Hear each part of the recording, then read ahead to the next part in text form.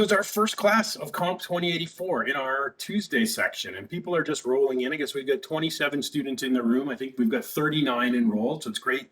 A lot of people are here on a Tuesday morning. So today we're going to kind of ease into things slowly. So my name's Rich. I don't think I've taught anybody in the class before, so we're all kind of meeting for the first time. I know a lot of you have had class together before, which is great. So today we're going to kind of do a high-level overview of the course and then just do a little bit of an introduction to ASP.NET. And we will play around with it, but we'll just do a few kind of basic things. We're not going to do anything too crazy or too complicated today. If at any point in the classes, if you have a question, then feel free to use the chat. I have a second monitor and I try to keep my eye on the chat. You can also use your microphone if it's easier to ask your question through the audio. That's fine as well. So what are we going to do today? Well, a few things. We're going to get to know each other a little bit. One of the things so I've posted over here in course information a few items. We will look at the course syllabus together and kind of go over the plan for the course in a few minutes. There's also a few items I'm asking you to have a look at and complete. So some of you have done this already.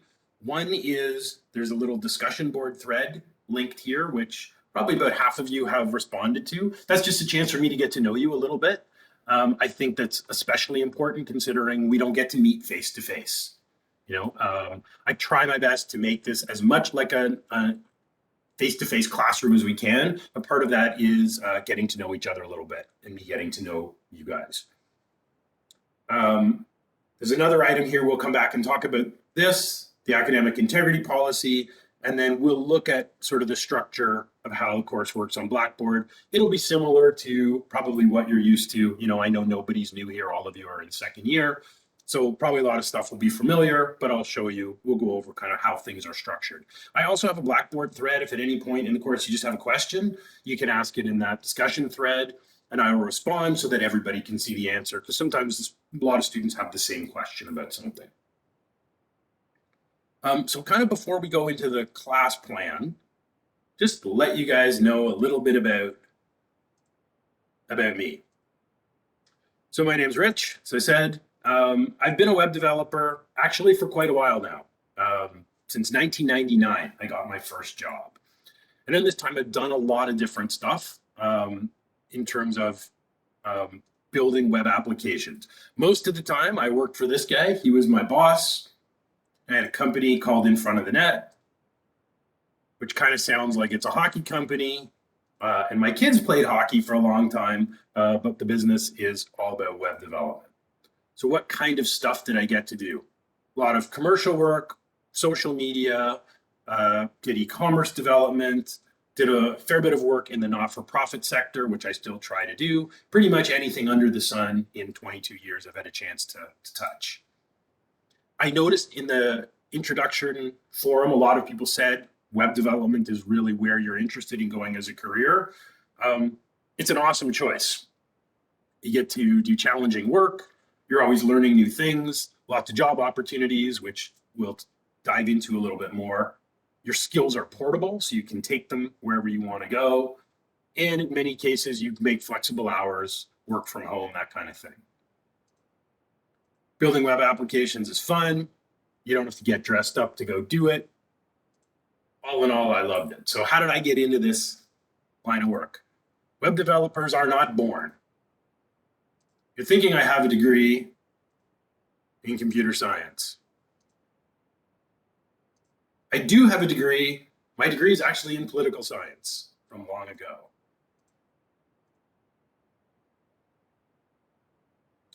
And also recently, I've gone back to school. So I've been a student myself for the last 3 years. I've been studying at Ontario Tech, getting my master's degree in education. And this was a fully online program.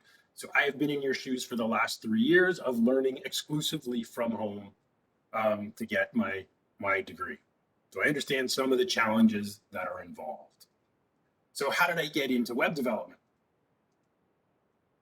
Well, when I graduated from university, I wanted to do some traveling. The job market in Ontario was pretty lousy at the time. So I moved to South Korea, where I was an English teacher for a little while. I came back to my hometown, and eventually I decided I needed to go back to school and get some more skills.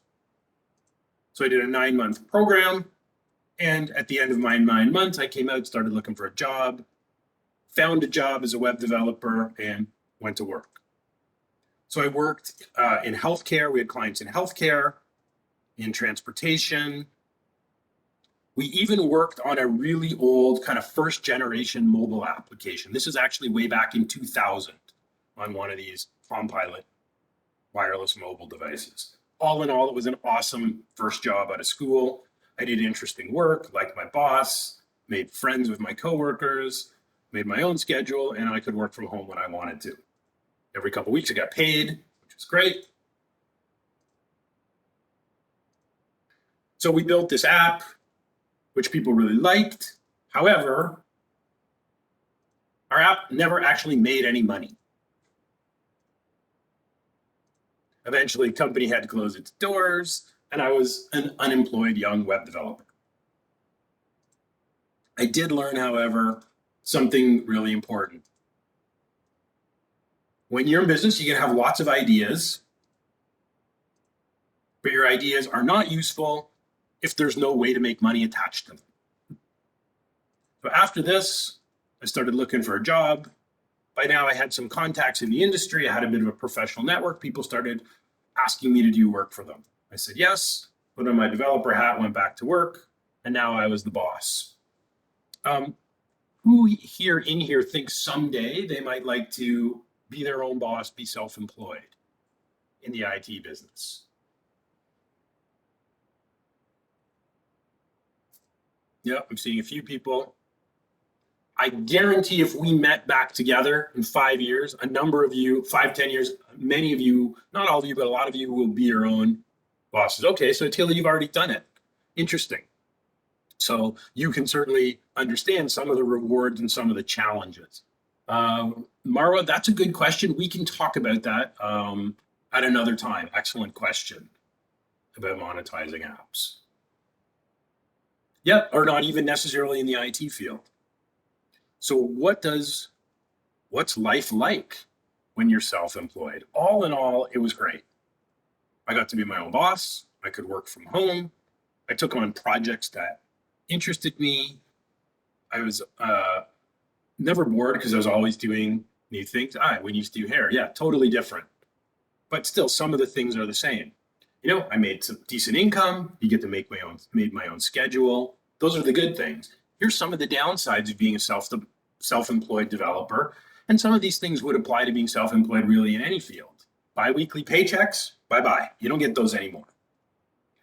When, you can be affected by the economy.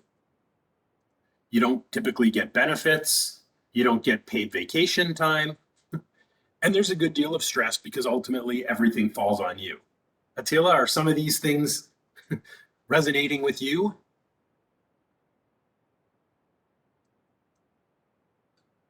Yeah, probably some of these things are common to self-employed people. So in the past, some of my clients included Walmart Canada, Legal Aid Ontario, companies in transportation, real estate, and engineering, among some others. So the challenges involve, I think I mentioned some of them. You don't have a steady paycheck. Making a budget is tough because your income goes up and down. It's tough to plan because sometimes you're going to be very busy and sometimes you won't have enough work. You're going to spend a lot of time working when friends and family are relaxing. In a typical day as a self-employed developer, you get a lot of email. I once had a project manager. I average it, one of my bigger clients. They did 85% of their business in the November and December leading up to Christmas. And one year they sent me an average of 24 emails a day. That's just one customer. So you can imagine how time consuming that is to deal with. You have to do all of your design and development work. You got to answer your client calls. You need to quote for new projects because even when you have business today, you got to be looking ahead to line up business for the future. You've got to plan your upcoming projects. You get to provide tech support to your customers.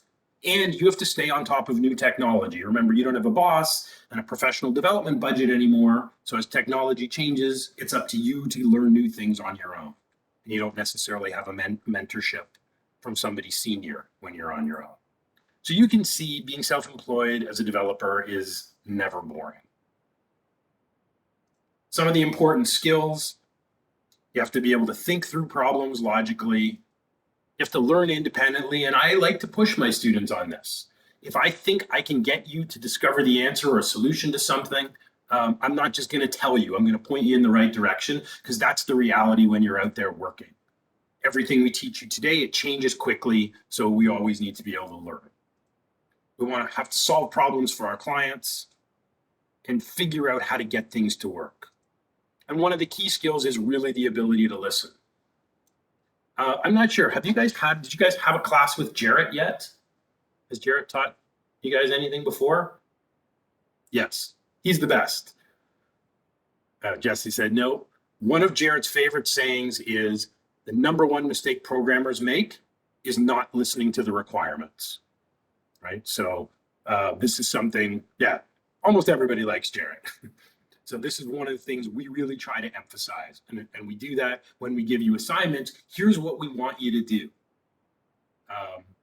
And when you're out working, your bosses, your clients are going to say, this is what I need. And if you build them something that works really well, but it doesn't do the things they need it to do, they're not going to be very happy. Thanks, Mara. I guess we'll see. Time management is also important, right? We live in a project-driven business. So that means there's deadlines. People are going to expect to have work done. So that's the reality. It's part of the training. This is what it looks like in the real world. So years ago, I think it was about way back in 2008, 2009, we contracted with Walmart Canada to build a new section in the Walmart Canada Photo Center. And we had to agree to a very strict deadline when the work absolutely had to be ready to be launched on their production server. And they asked us to commit to a deadline because they had a weekly newsletter that they sent out to 85,000 email subscribers. And they wanted to commit to announce in that newsletter when the new site would be live. So we were absolutely locked into that date once we committed to it. So if you imagine they tell 85,000 people that their new website is going to be online on this particular day. I think it was October 8th, 2008 or 2009. And 2008, imagine what would have happened if the night before I called the project manager at Walmart and say, guess what? We got really busy with other work, things are behind, and we need an extension after they've already promised this to 85,000 customers. You can probably imagine the response we would get from them, which would be this: see you later, we're going to go hire another vendor because we can't count on you to meet the promises we're making to our own customers. I mentioned job opportunities earlier. Took a quick look this morning on Indeed, threw in the term web developer in Ontario, and it came up with 2,300, almost 2,350 current openings. That's just in Ontario. But remember, the skills are also portable, so you can take them anywhere. If this is your jam, or this, or this, or this, or all of them, you basically just need a laptop and internet connectivity. You can take these skills, you can work anywhere. How much do web developers make? Anybody want to guess? What's the average web developer salary in Canada right now, or in Ontario? Taylor says 65,000 a year. Any other guesses? 65, 70, Yulia? Okay. 55, 50, 88. All right. Well, according to Indeed, as of this morning, in Ontario, here you go. So you guys were all in the right ballpark. So there's an average, obviously adjusted for experience, cost of living, etc. But this is a current number printed to last week. You can, however, make more than that. Experienced developers, again, depending on where you live, you could be looking at salaries, in the high six figures or more. Which often brings the question, well, If you loved being self-employed and you had all this freedom and you had good clients, you're making good money, why are you in the WebEx room with us? Which is an excellent question. I started teaching part-time at Georgian, I think back in 2010. I was still focused on my business full-time, and I just loved teaching. And I felt it was time for a change. So I've been full-time in the computer studies department for, well, I've been here for, I guess, 13 years now, but full-time for the last 10, mostly focused on teaching web development. So ASP.NET, which is this course, which is my favorite one, PHP, JavaScript, as well as I've done some project management and some Android training. But this by far is my favorite course. So I've helped develop the curriculum. I've taught this course probably 24 times over the last 10 years. I have 3 sections this semester, so I teach this class Monday, Tuesday, and Thursday, but it's still my favorite class, and I try to make it better each time. So that's probably all you need to know about me that's relevant for now.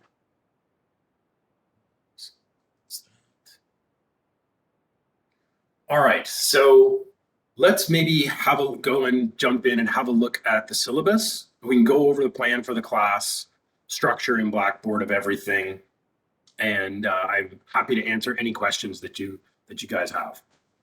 Okay, so I'll try to start right at 11. I will typically open the WebEx room around between 10:50 and 10:55. And like I said, we'll wrap up sometime between 1 and 2. And typically, I don't like to teach for more than about 50 minutes at a time. I think it's important to get away from the computer for 10 minutes. You know, stick your head outside, get a bite, have a smoke, stretch your legs, whatever it is you need to do. So we try not to go longer than 50 minutes at a time. So our focus in this course is the Microsoft web development stack. So .NET, we're going to be using C#, which a lot of you said in your introduction discussion that C# was a language you liked. I love C#. Super powerful, flexible, easy to learn, easy to use. And we're also going to be working with SQL Server in the back end. Now, in your C# course that you've already taken, which I know a lot of you said you enjoyed, did you use SQL Server at all in that course? You did. Some did. And who did you have for C#? Was it Tom or was it somebody else? He's the light version. Okay, Professor Daka. Okay, gotcha. So probably some of the things we're going to do will piggyback off of some of the knowledge from that class. Everything you need resource-wise is going to be on Blackboard, and the screencast will be on YouTube, and I will show you in a second where to get those. There is no textbook for the course. There is an optional textbook listed, I think, on the book list. You can get it as a reference if you want. It isn't a bad book, but I personally prefer to prepare my own lessons rather than teach out of a textbook. So there's no requirement for a book. Best way to get a hold of me is email. Obviously, this is my college phone number, but I'm at home this semester, as are you, so calling the number is not the best way to get a hold of me. In terms of office hours, I've got office hours available Tuesdays and Thursday mornings from 9 to 10:30. If these times don't work for you and you need some help or you have questions, you want an appointment, then just email me and we'll try to set up another time. And I use this office hours booking system. Again, if you've had Jarrett, you're familiar with it. It's called Calendly.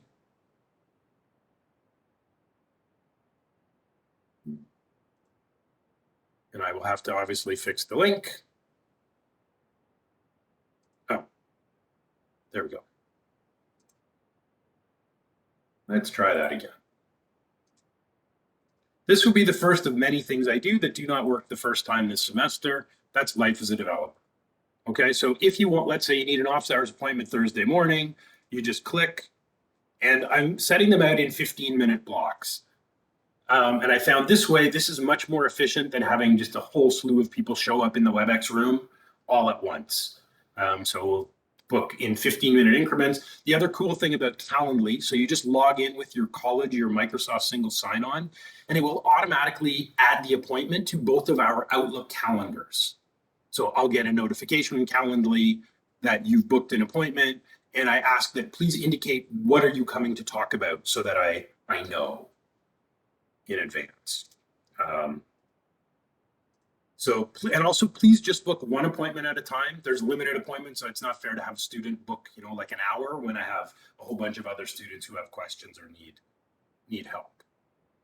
And the last thing I ask is, if you do book an appointment and you don't need it anymore, you can't make it, please cancel it, because Calendly will email me and it will remove that appointment from our calendars. So then my calendar is open for another student. So you guys, like I said, I think Jarrett uses the same system, so you're probably familiar with it. Works very well.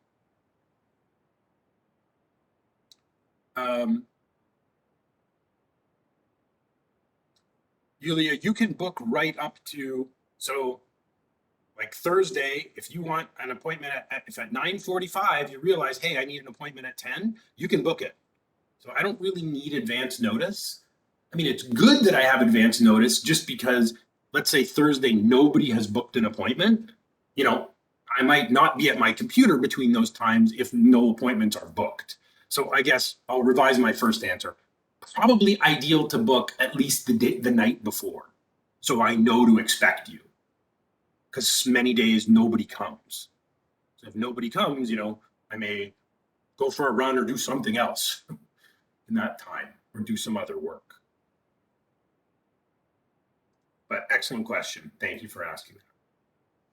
So what can you expect from me? I promise to be prepared. I have a plan. I know exactly what we want to accomplish each week. I'll also try to provide lots of context and examples where possible. I've been working with ASP.NET for a long time, actually since it was created in 2002. So we'll try to look at the things we're doing in class and relate them to real world websites, real world applications. I will encourage all questions. I will answer them to the best of my ability. And when you ask me something I don't know, which will definitely happen, I will find out the answer and get back to you. I'll be really clear about what I'm expecting in terms of your assignments. We'll look at the assignments in a minute, and I will do my best to keep the course interesting. You guys are paying for it. Yes, it's not a circus. It's not all about entertainment, but I don't want to bore you to tears either. I want you to learn, but also want you to enjoy the time you're spending in the class. Okay? By all means, this is your course. You guys are paying for it. If you have suggestions on how the course can be better, then I'm receptive. I will do my best. I will always listen and do my best to accommodate as reasonable as I can. Obviously, if 10 people email me and say, you're going way too slow, and 10 people email me and say, you're going way too fast, well, there's only so much I can do about that. But I will certainly hear you out and do my best to accommodate you. In terms of communication policy, I try to be responsive by email, but I don't check my email 24 hours a day. So Monday to Friday, you email me during the work day, typically you'll get a response that same day. Generally, I try to get off of my devices and have unplugged times in the evenings. So after 6 p.m., if you email me, you probably should expect a response the next work day. And same over the weekends. I don't work 7 days a week. So if you email me Friday night or Saturday, Sunday, you most of the time aren't going to get a response until Monday, but you definitely will get one on Monday, typically Monday morning. So that's my part, but this is kind of a partnership. So here's your part. Come to class. You're going to learn more. If you can attend the live Tuesday sessions, you're going to get a lot more out of the class. You're going to enjoy it more. I think you're going to learn more. You're going to get help more easily. I realize it's not possible or ideal for everybody. If not, then you have the YouTube channel to refer to go through the work on your own, but all the same due dates still apply if you're learning asynchronously. Okay? Please ask for help. Okay? I have office hours, I have email, we have peer tutors. There's lots of support resources available to you, but you just need to reach out and ask. I try to give lots of time for your assignments. I encourage you to start them early so that you can come to me and get help. If you do things right at the end and you get stuck, it's too late for you to make an appointment or wait for a response from me. To get the the highest mark possible, I suggest submitting your work on time. And I'll talk more about this later. I don't think there's any group work in this class other than maybe a couple small activities we do live during the WebEx sessions. All the assignments are individual. You can't work with other people and give me your own work. And I take this really seriously. Be plugged into Blackboard and check your email. Email is the only way I have to communicate with you other than our Tuesday classes. Okay, so that's your part. So let's look at the actual courses, schedule, assignments. So we'll have probably 4 small in-class exercises or labs, and largely this is just a completion mark. Like I participated in this discussion or some kind of group coding exercise we did in class. There's nothing too onerous. So there'll be probably 4 of these. Each one is worth 2.5%. You'll notice there's 4 assignments here, 1, 2, 3, 4. This is actually one big assignment that's broken down into pieces. So rather than building 4 separate applications, you're going to build one big application through the semester, but we're going to build it in pieces and continually add on to that project. So the first assignment, which is basically just a project plan, you don't even have to build anything, that's worth 5%. And then you'll build it out in assignments 2, 3, and 4 over the term. We'll have an online midterm exam in week 7. That will probably be just a small practical test. We also have weekly quizzes. This is like 10 super easy percent. Right? It's basically just a review. I think we're going to have 10 of them. It's just a review of what did we learn in the last lesson. It's like 5 multiple choice questions on Blackboard, and you have a week to do them. So we'll have a quiz at the end of today's class. It's open and available until next Monday at 5 p.m. Obviously, it's open book because you can do it at home. So if you don't get a 50%, typically when people don't pass the class, it's because they ignore this little 10% quizzes. But it should be an easy 10% for you. And then we'll have an online final exam in our last class. That will be all practical. So it's not a question and answer. It's here's 3 hours, here's what you have to build with ASP.NET. And there will be multiple versions of the exam so that not everybody will be doing the exact same exam. Okay. You do have to get a 50 and you have to earn the 50.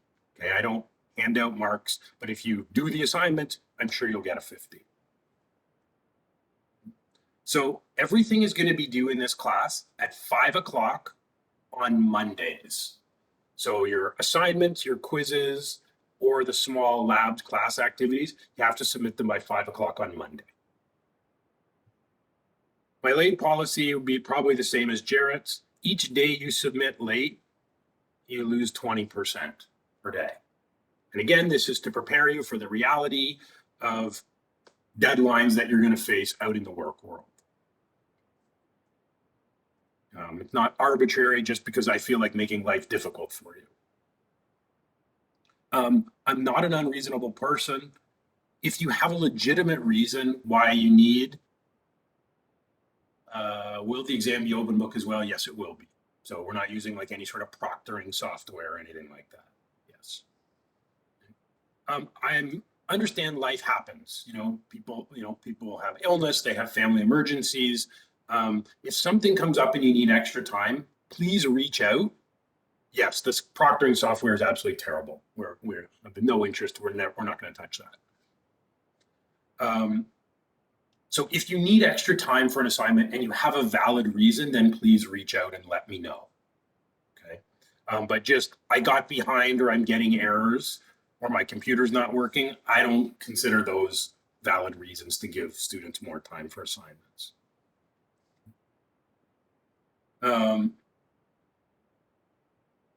One other important point, because this happens every semester, I was just still dealing with this last week. There are no makeup assignments at the end of the term. Okay, so if you didn't pass and you ask me, can I do another assignment to try and earn a 50? The answer is no. Or can I submit work that I never did? The answer to that one, unfortunately, is no, because that creates a fairness issue, right? If everyone else in the class submitted an assignment in October it's unfair if I let somebody who hasn't passed the class submit that assignment at the end of December and still receive grades for it. And so, there's lots of opportunities to earn grades, but you have to do them during the semester and not asked to submit. I'm not going to mark late work. I'll just tell you that right now. I won't mark work at the end of the semester that wasn't done through the semester unless there was an agreed upon reason that you've reached out, you needed extra time, you had a valid reason. Then under those circumstances, yeah, absolutely. Okay, here's the fun part, not the least fun part. Everything in this class has to be your own work. Okay.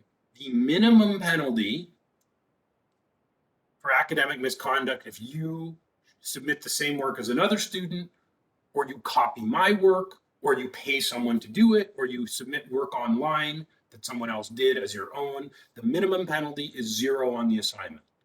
That's if you've never had a misconduct before. If you have, the minimum penalty is an automatic 0 in the course.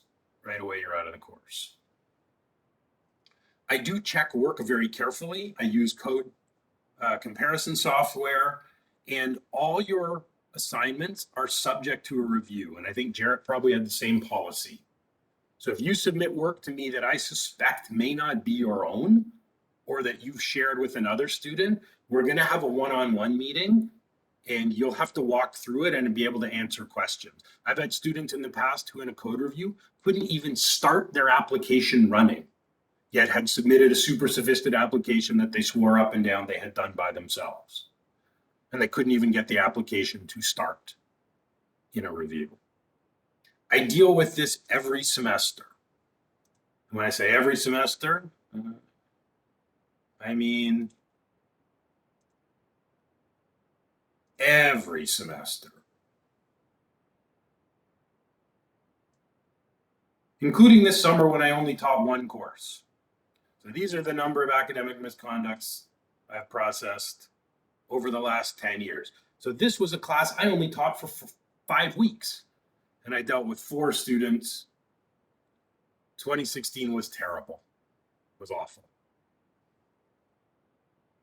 So I do catch students every semester, no matter how many times we go through the warnings. I would love for this semester to be my first one in 7 years where I don't have a single academic misconduct in any of my classes. To that end, there is an item on Blackboard that you do all need to review. Under the course information, there's the academic integrity policy. It says it's a test. It's not marked.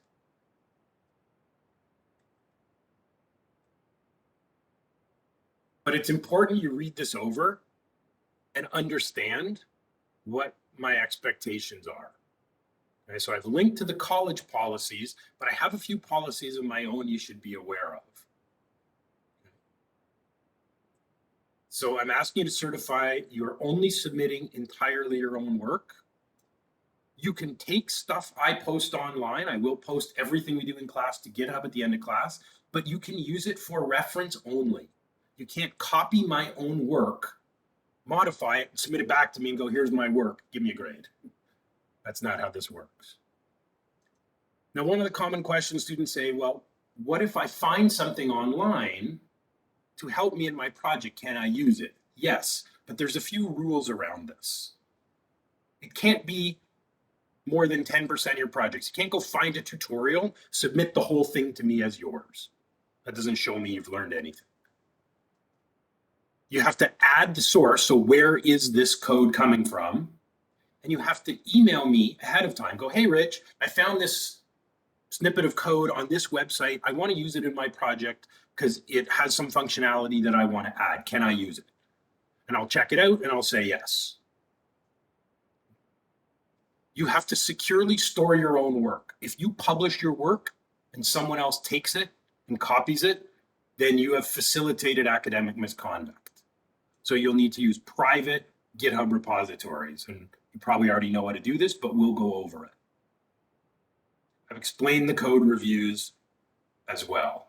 So in order to see some of the material on Blackboard, you'll have to review this item and submit it.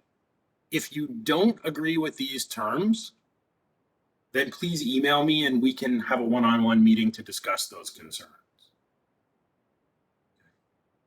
I also want to point out that I've noticed over the last few years that a number of students have been posting copies of my assignments on courseware websites. I won't mention them. Some of you know what they are. That's a violation of my intellectual property. You can't take assignment documents or exams and post them without my written permission. So I check those sites regularly and I contact those sites and I ask them to take that work down because it's been posted without my permission. I change my assignments and exams anyway, so it's kind of a waste of time, but that's a violation. So you can't take an assignment or an exam and post it on one of the sites that do this. Marwa, I agree. I totally agree with you. Because if you cheat your way through and you get a job, and on the first day on the job, your boss asks you to do things, and if you don't know how to do anything, you're not going to be employed for very long. But unfortunately, as you can see, it happens. One of the most common causes of misconduct is actually time management. Students leave an assignment too late, and then they panic. They don't have time to do the work, so they ask for help, or they go and find help online and submit work that's not theirs. That's actually probably the most common cause. So it's not necessarily intent that someone doesn't want to learn. They often just didn't leave themselves time to learn. So if you can manage your time well and get help, that reduces this.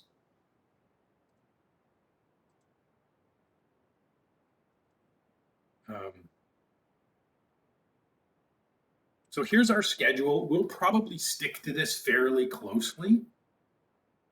We may have to modify it a little bit. A lot of this stuff only applies to being on campus and is on all your syllabus. You don't really have to deal with campus closures or anything. I will just mention one last thing about the syllabus, and then I'm happy to take questions. My general philosophy as a teacher is my commitment to your learning will match your own commitment. The harder you work and the more passion and the more you care about being successful, the more you can demand of me and the more I will help you get there. And that doesn't just include during this semester, but it includes later on in your careers, right? I try to refer people to jobs, connect them together. I've helped bring former students back in to be guest speakers or even teach classes. I really believe in building a relationship with my students, and my whole goal is to help you succeed in where you want to go with your career. But at the same time, you've picked this college, you've picked this program, and you're paying to do it. If you're not really that interested in it, then I can't make a huge investment in your success in your career.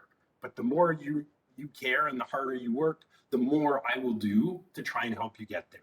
And as I said, that offers not just now, but it's permanently into the future.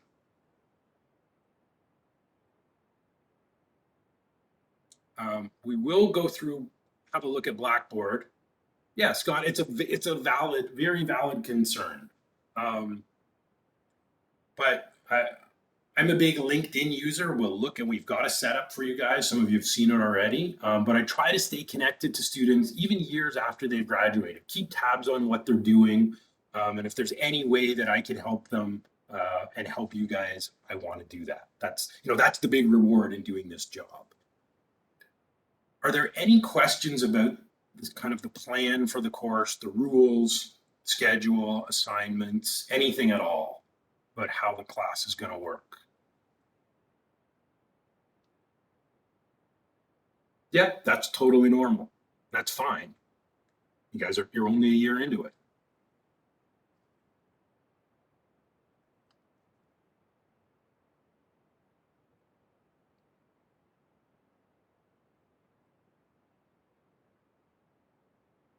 Any questions about how the course is going to work, or kind of what the expectations are?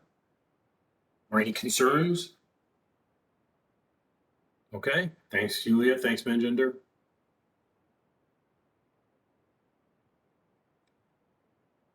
Yep, authentication, we will actually do 2 classes.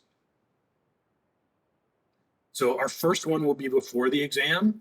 We'll do kind of basic authentication authorization. And then in part 2, we're actually going to integrate social authentication. So adding Google and Microsoft sign-in. As well as we'll talk about things like SSL and some other security related concepts. Yes. Okay, great. So Scott, you might be one of our go-tos when we deal with view syntax in a few weeks. I bet you probably know a bunch of things in Blazor that I can learn from.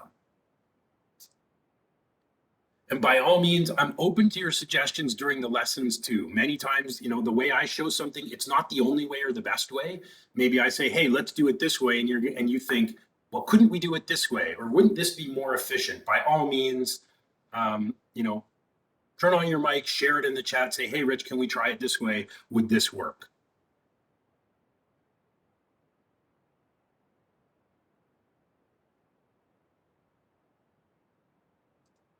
All right, so let's have a quick look at a few items on Blackboard.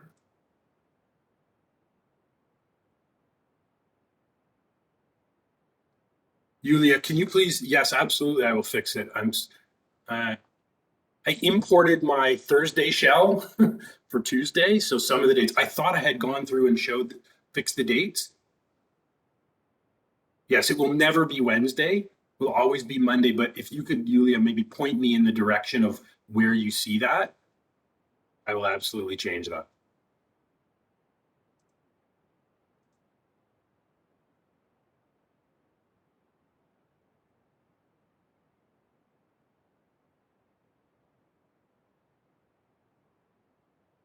Oh, in the discussion? Okay, thank you.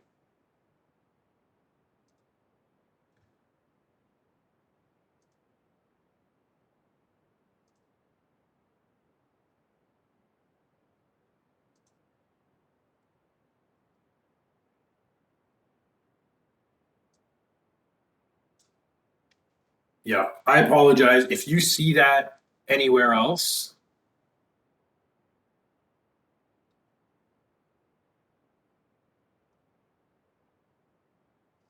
okay, I will go through after the class. I won't do it. I'll do it on my time and won't take up your time.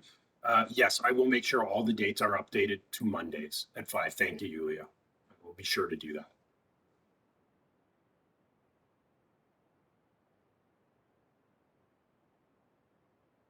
Okay, Nathan, there's a workaround. I'll fix the link. The workaround is if you go to Tools and Discussion Board, it should be here. Give that a try. And let me know, Nathan, if you can get in that way. Okay. Thank you. You will probably notice some small errors and things like that. So yeah, please let me know and I'll always get them corrected. So if you haven't had a chance to introduce yourself in the discussion board thread, please do so. Please have a look at the academic integrity policy.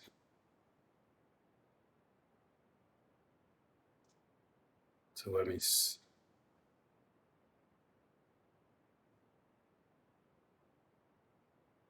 Okay, I will go through and make sure all the dates are correct here.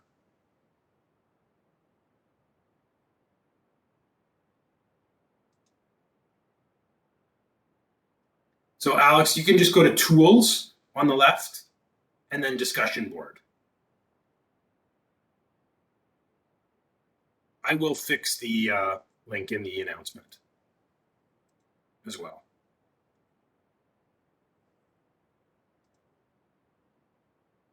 Sorry, the link in course information. I apologize. I can fix that right now.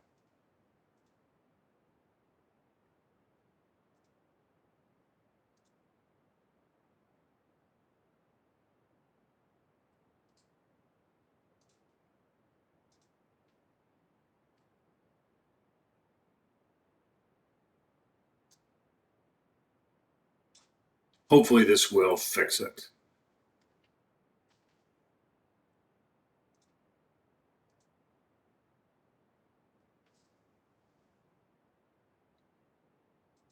So you can always find the syllabus for your reference under course info. My contact info is here as well, email, our class link, as well as the Calendly link in my office hours. So in weekly learning, I've got a folder set out for each week. And then this general one, tools and resources, this is anything that is kind of pertains to the course as a whole rather than a specific lesson. So this is the WebEx link. Here's the YouTube channel. So I've got a playlist. So I will do, even though I have 3 sections of the same class, I do record every one. So it's called COMP2084 Fall 2021 Tuesday. Right now, our welcome video is the only thing that's in here. Today's lesson videos will be in here later. So what will this look like at the end of the semester? So here's one from last.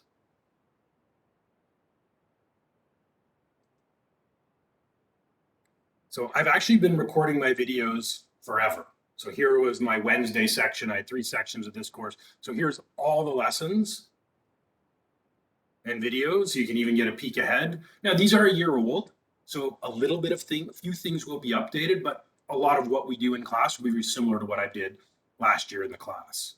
So I've actually been recording even my screencasting from class all the way back for 6 years. So even in class, I record everything and it's all on YouTube. It's all public. So even when you graduate, if you want to watch an updated thing, or there was a course you never got to take, like you want to take the Android class, but you never did it, well, you can watch my Android lessons. They're all here. So this will always be public forever. So there's our YouTube. So if you miss class, you can, the lessons will be here, and the code we do in class each week will be on GitHub. So I'll make a repository for just our section, and whatever code we do in class, I will upload. So at the end, it'll look something like this. End of the semester, we'll build out one project in class. So each week we're going to add on to it. And you can see what we do in every lesson. So here's lesson 8. In lesson 8, we're going to start building our shopping cart. In lesson 9, we'll build like an order history and cart link badge. Lesson 10, we'll integrate payment gateway. So it'll be one repository that we'll just keep updating the same week. So you really only need 2 links if you miss class. Here's my YouTube playlist. Here's the GitHub repository, and you can catch up on everything you missed. Again, linking to the office hours. I think everybody should have Visual Studio already. You do need these 2 items here, the ASP.NET Web Development and Azure Development.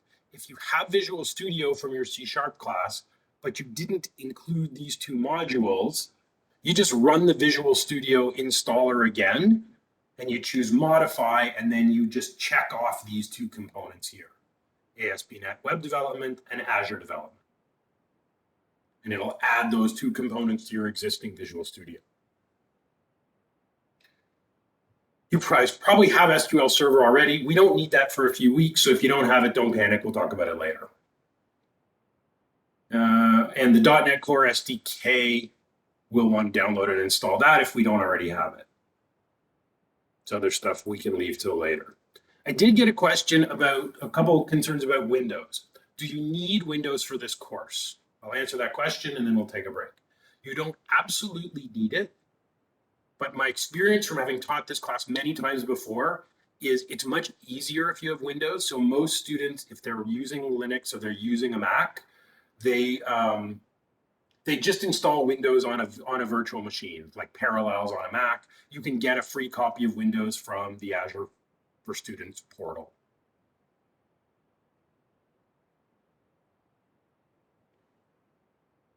Okay, so Gerline, you can see in the screenshot here. So I'll put the 2 components in the chat. So it's actually, you can see right in this instruction where it says ASP.NET and Azure under Web and Cloud.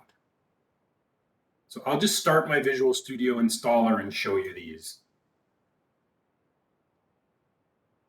if you need to. And we are about due for a break.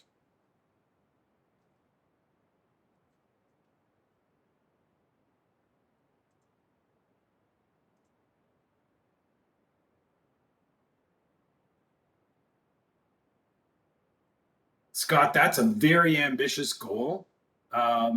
You may be able to do it, but I'm not sure that VS Code will run everything we need to do.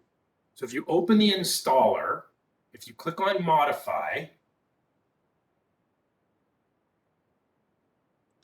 these components, so under workloads, under web and cloud, you'll want to make sure you have ASP.NET Web Development and Azure Development checked off. If these aren't checked, you'll want to check them off to install them.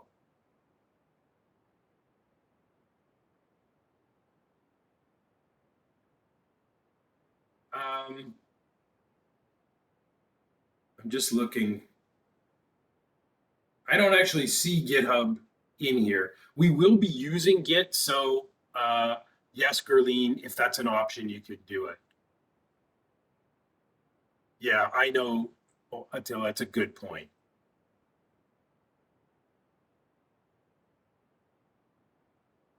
Well, Jesse, that's also an awesome goal.